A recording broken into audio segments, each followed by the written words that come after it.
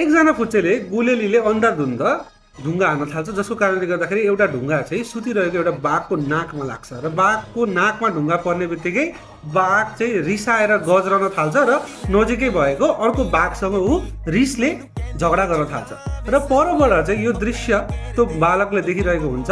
र त्यो बाघलाई कसले ढुङ्गा हानो त्यो चिजसँग उसलाई मतलब थिएन, तर रिसको चुरमा ऊ आफन्तसँग झगडा गर्न थाल्छ। र यो कथा चाहिँ त्यो बाघलाई मात्र नभएर हाम्रो समाजमा पनि देखा पर्छ, जहाँ चाहिँ बाहिरी मान्छेले केही शब्द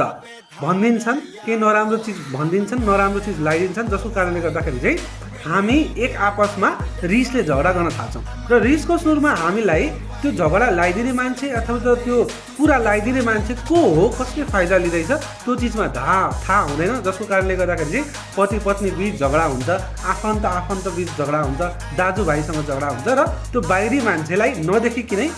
एक आपसमा हामी